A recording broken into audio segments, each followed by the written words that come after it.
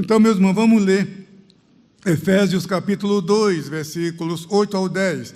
Porque pela graça vocês são salvos, mediante a fé, e isto não vem de vocês, é dom de Deus, não de obras, para que ninguém se glorie, pois somos feitura dele, criados em Cristo Jesus para as boas obras, as quais Deus de antemão preparou para que andássemos nelas. Amém. Aqui, meus irmãos, temos um texto soteriológico, um texto que trata da salvação de grande importância na vida dos crentes. Porque, meus irmãos, nós que conhecemos a palavra de Deus, nós que temos o Espírito Santo, nós não temos dificuldade em entender que nós não merecemos a salvação. Deus olhou do céu para a terra, olhou para nós, e diz o texto sagrado que ele não viu um justo sequer. Todos pecaram, todos estão destituídos da glória de Deus, todos merecem a condenação, mas Deus teve misericórdia de nós, e Ele havia já elaborado um plano de redenção antes dos tempos dos séculos, antes da fundação do mundo, porque Deus, Ele é onipresente, Ele é onisciente, para Ele não existe o tempo, para Deus, presente, passado e futuro, é tudo uma coisa só, é algo tão extraordinário, tão inédito, que não comporta na mente humana a grandeza de Deus, a infinitude de Deus. Então, Deus olha o presente agora e olha a milhares de anos passados como se fosse o presente.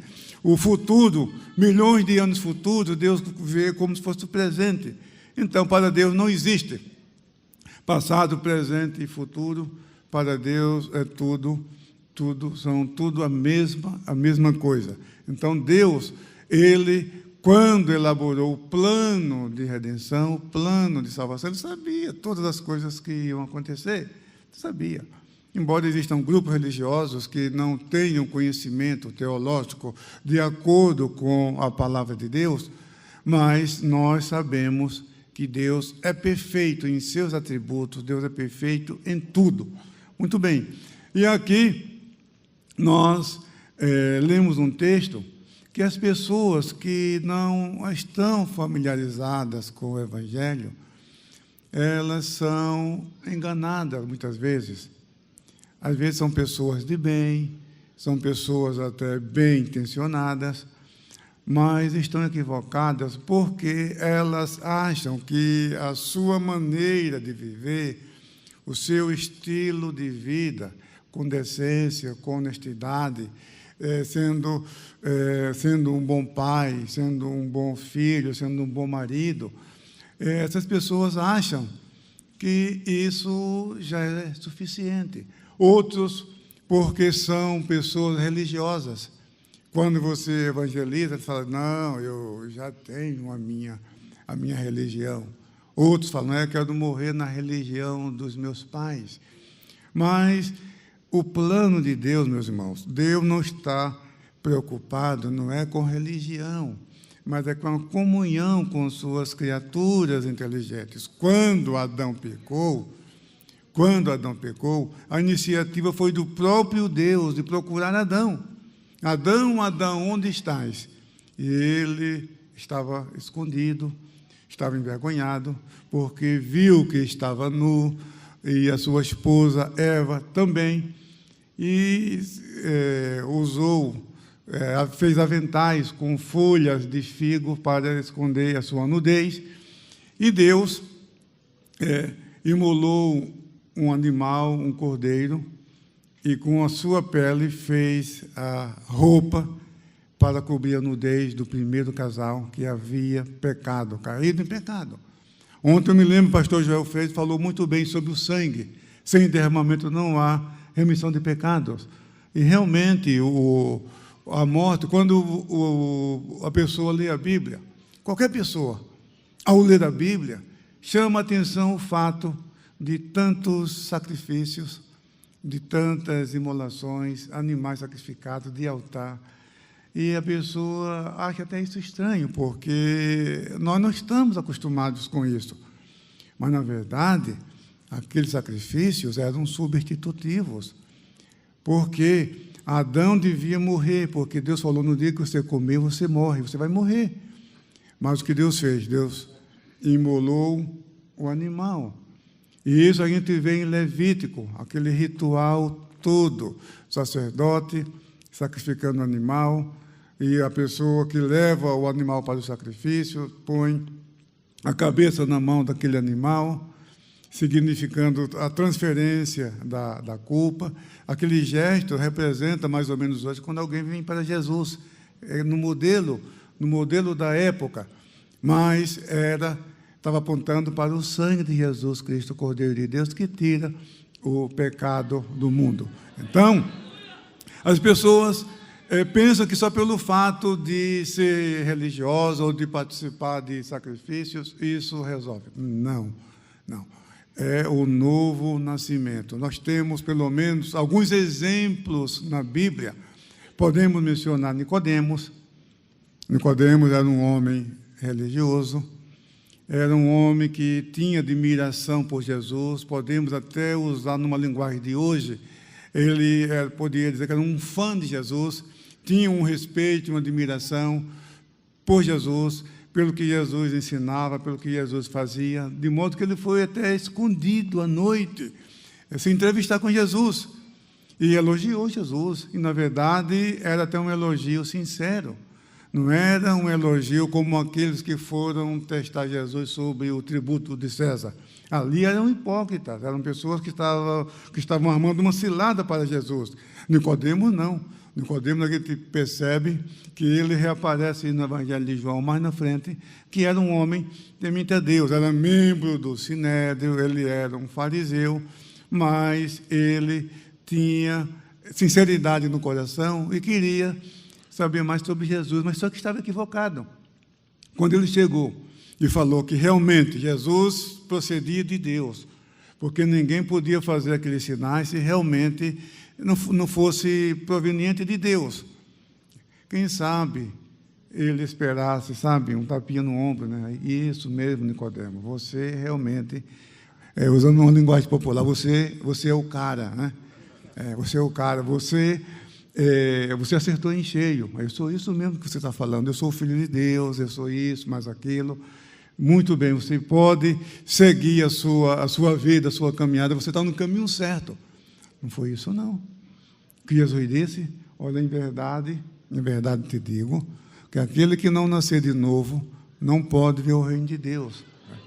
Aleluia. Imagine, eu posso imaginar a perplexidade de Nicodemos, né? Mas parece que aquela linguagem, porque a linguagem, irmão, do crente, o mundo às vezes não conhece. Eu me lembro que quando eu voltei para Jesus, ainda estava me preparando para o batismo, eu trabalhava na Vulcabras, lá em Jundiaí. E eu vi um colega de trabalho comentando com outro a meu respeito. Ezequias está dizendo que não é do mundo. Dava risada, que não é do mundo. Então, aí eu chamei, e um exemplo, você está vendo aqueles pedreiros que estão trabalhando na construção desse galpão aqui? Você está vendo a empresa que aquele pertence, que ele trabalha? Sim. Mas eles estão trabalhando onde? Na Vulcabras. Mas eles não são da Vulcabras. Eles pertencem à empreiteira que está construindo esse galpão. Então, é isso que eu estou dizendo, que eu estou no mundo, mas não pertenço a esse mundo, eu pertenço a Jesus. Aleluia, aleluia, aleluia. Então, a linguagem do cristão, muitas vezes, o mundo não entende, o mundo não compreende. Quando Jesus falou para Nicodemos, é necessário nascer de novo, escuta, mas como pode um homem, depois de velho, nascer de novo? Porventura, ele pode entrar no ventre de sua mãe e nascer. Não, Nicodemos, não é isso, não. Nicodemos, ele era um mestre em Israel. Ele era um fariseu. O fariseu era um doutor da lei, era membro, o Sinédrio, meus irmãos, era o Supremo Tribunal Judaico, formado por fariseus, saduceus, e era presidido pelo sumo sacerdote. E aquelas pessoas eram pessoas que conheciam as Escrituras, conheciam a tradição do seu povo. Então, Nicodemo deveria, sim, conhecer o profeta Ezequiel, capítulo 36, capítulo 37, da promessa do Espírito Santo, do derramamento do Espírito Santo. Ele não era para ficar tão surpreso assim. Mas Jesus pacientemente explicou, estava explicando que esse novo nascimento é a regeneração, e que isso é obra do Espírito Santo, não é obra da carne, não são obras pessoais, não são méritos humanos, isso é a graça de Deus. Então, aquelas palavras ficaram realmente gravadas no coração de Nicodemos, que lá na frente, porque Jesus falou, assim como Moisés levantou a serpente no deserto, importa que o Filho do Homem seja levantado, para que todo aquele que nele crê não pereça, mas tenha a vida eterna. Porque Deus amou o mundo de tal maneira que deu o seu Filho unigênito para que todo aquele que nele crê não pereça, mas tenha vida eterna. Então, quando Nicodemos viu Jesus pendurado no alto da cruz, com certeza o Espírito Santo fez lembrar essas palavras. A serpente de Moisés levantada no deserto, olha aqui, Jesus também foi levantado. Então, aí nós temos um exemplo para as pessoas que são religiosas, que às vezes são amigas dos crentes, mas que acham que não precisam de salvação, que não precisam de Jesus. Um outro exemplo é o de Cornélio, nós falamos dele hoje de manhã, no estudo bíblico. Cornélio era um homem temente a Deus, um homem que orava, um homem que jejuava, um homem que dava esmolas, e era um homem sincero, porque quando a pessoa faz isso para uma projeção ou com interesses peculiares, tudo bem, nós não conseguimos detectar isso, mas Deus conhece todas as coisas. Deus, Ele é onisciente, é onipresente, Ele conhece o nosso coração, conhece o nosso assentar, conhece o nosso levantar, conhece aquilo que vamos pensar ainda, Deus conhece tudo. E Cornélio recebeu o testemunho do próprio Deus. O anjo foi a Cornélio e disse, olha, Cornélio, as tuas orações, as tuas esmolas têm chegado em memória diante de Deus. Então, você manda chamar um homem chamado Simão, sob o nome Pedro, que ele está ali em Jope. Então, manda chamar, que ele vai te dizer o que você deve fazer. Ora, se a religião, se essas pessoas que se consideram bondosas demais, que nem precisam de Jesus, que só o fato de ter uma boa conduta, ter uma ética exemplar, já é suficiente, aí está a lição. Leia Atos dos Apóstolos, capítulo 10, e leia sobre Cornélio, um homem sincero, um homem honesto, um homem temente a Deus, mas precisava de Jesus. Sem Jesus não existe salvação. Jesus disse, eu sou o caminho e a verdade e a vida. Ninguém vem ao Pai senão por mim. Por que você acha que o pastor Ailton está preocupado em enviar missionários para todas as partes do mundo? Porque você acha que o pastor Joel deixou o seu país, deixou a cidade de São Paulo, deixou a sua família para ir para outra América, para um outro país? Porque vocês acham que muitos deixam seu lar, sua cidade, seus familiares e vão para um povo, uma cultura que não conhece e às vezes tem dificuldades. Por que eles fazem isso? É porque não existe outro meio de salvação, somente Jesus. Porque se tivéssemos uma alternativa, tá bom, a gente ficaria até despreocupado. Não, lá tem gente, lá eles fazem esse trabalho, mas não funciona assim. Funciona assim. Então, Jesus é o único Salvador do mundo. O único Salvador do mundo. Por essa razão, as igrejas enviam missionários para toda parte, para que as pessoas se convertam ao Evangelho e sejam transformadas pelo poder da palavra de Deus. Por essa razão, o anjo falou para Cornélio, olha, chama alguém que vai dizer o que você deve fazer. E foi o que Pedro fez. Pedro teve também outra revelação. Veja como Deus trabalha. Ele estava em Jope, na casa de um xará, também chamado Simão. Interessante que aquele Simão era curtidor. E a gente vê que Pedro já estava mais desenvolvido espiritualmente, porque um judeu não se hospeda na casa de curtidor, porque o serviço de couro, de curtir couro, o serviço de caldeireiro, para os judeus, eram tido como cerimonialmente impuro. Cerimonialmente impuro. Então, e Pedro, como judeu, estava na casa de um curtidor, né? E ali ele teve uma revelação, daquele lençol que descia do céu à terra, e ele vendo aquela visão, e ali estavam os animais impuros, aqueles animais que Moisés prescreveu em Levítico e também em Deuteronômio, que o judeu não deve comer. E ali estavam aqueles animais, e uma voz dizia: levanta-te, Pedro, mata e come. E Pedro disse: ah, Senhor, nunca comi coisa comum ou impura.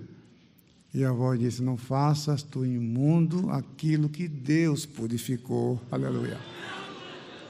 Então, estava se referindo a Cornélio, porque Cornélio era um gentil.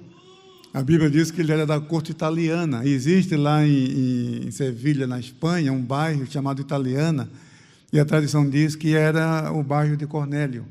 Mas não há realmente uma confirmação histórica. Mas é uma tradição, diz que Cornélio era daquele bairro ali de Sevilha, que se chama Italiana, porque em Atos 10 diz que ele era da corte chamada Italiana, embora a gente não tenha muitas informações sobre o que significa isso. Muito bem, mas era um romano, era um gentil. E Pedro só entrou, como judeu, só entrou na casa de um gentil, porque ele recebeu a revelação de Deus. Veja que Pedro se explicou em Jerusalém. Se não fosse o batismo no Espírito Santo de Cornélio, talvez Pedro fosse até excluído, viu, do rol de membro da igreja, viu? Porque ele disse: olha, mas Deus falou comigo, não convence. Olha, eu tive a visão do lençol e Cornélio mandou representantes, mandou uma comitiva, mas não convencia o colégio apostólico. Mas quando ele falou do batismo no Espírito Santo, olha, eles falaram em língua também, como nós a princípio. Então, os gentios são gente também. Então, o evangelho é para todos os povos, tribos, línguas e nações, para todos os povos. Aí abriram-se os olhos, a mente daqueles apóstolos. O evangelho é para todos os povos, não somente para os judeus, para depois os judeus evangelizarem as nações. Não, é para todos, para todos. Então, Cornélio, ele recebeu a Jesus Cristo como seu Salvador, se converteu. E o outro exemplo, meus irmãos, foi Saulo de Tarso. Paulo de Tarso, ele diz que era o homem mais crente da sua religião. Ele fala isso lá em Gálatas. Fala que ele excedia em judaísmo acima de todos os seus da sua nação. Em outras palavras, ele se considerava o homem mais crente da sua geração. E outra coisa, a religião de Saulo não era uma religião pagã. Ele era monoteísta. Ele era membro do judaísmo, ele era membro do Sinédrio, ele era um fariseu, era uma autoridade em Israel. E a religião de Israel é a religião monoteísta, a religião de Abraão, de Isaac e Jacó, a religião do Sinai, a religião de Moisés. Então, era um homem muito sincero. Muito sincero. Agora, quando ele se encontrou com Jesus, e a gente fica pensando como são os seres humanos, é só mesmo a graça de Deus. Porque em Timóteo, olha o que ele diz aqui no capítulo 1 da primeira epístola de Timóteo, no capítulo 1, olha a declaração de Paulo a seu respeito. Ele diz o seguinte, 1 Timóteo, capítulo 1, versículo 12 a seguir: dou graças a Cristo Jesus, nosso Senhor, que me fortaleceu e me considerou fiel, designando-me para o ministério. Veja, agora o testemunho pessoal dele. A mim, que no passado era blasfemo. Preste atenção. Que no passado era blasfemo, perseguidor e insolente. Mas alcancei misericórdia, pois fiz isto na ignorância, na incredulidade. Transbordou, porém, a graça de nosso Senhor com fé e o amor que há em Cristo Jesus. Esta palavra é fiel e digna de toda aceitação, que Cristo Jesus veio ao mundo para salvar os pecadores, dos quais eu sou o principal. Dos quais eu sou o principal. Então, veja, imagine Paulo, quando o perseguidor, Saulo de Tarso, alguém falar que ele era blasfemo, que ele era incrédulo, que ele era ignorante, duvido. Ninguém podia pregar o evangelho para ele, porque a arrogância religiosa era tanta, a soberba era tanta, e achava que estava com a verdade. Serve o Deus verdadeiro, Deus de Israel. Isso era verdade. Estava aguardando o Messias, só que o Messias já havia chegado e ele não tinha se dado conta disso. E para eles, aquele discípulo de Jesus eram alguns hereges que estavam seguindo um defunto chamado Jesus, e esse Jesus foi crucificado, e lá está escrito em Deuteronômio: maldito todo aquele que for pendurado no madeiro, e Jesus foi pendurado no madeiro, portanto Jesus era maldito, e os discípulos que estavam seguindo Jesus eram malditos também. Era essa a lógica dele, mas só que ele se esqueceu que a lei, quando fala maldito que for pendurado no madeiro, está falando do condenado. Jesus não era condenado, Jesus era puro, santo, imaculado e perfeito, não cometeu nenhum pecado. Ele foi lá em nosso lugar. Nossos pecados foram cravados ali em Jesus. Jesus se entregou por nós. Aí ele só entendeu isso depois que o próprio Jesus Cristo se apresentou a ele. Era a única maneira. Era a única maneira de Paulo ouvir, prestar atenção. E aí Paulo foi transformado. E aí, depois de iluminado pelo Espírito Santo, ele se deu conta, realmente, eu era incrédulo, eu era ignorante, mas exaltou a graça de Deus. Aleluia.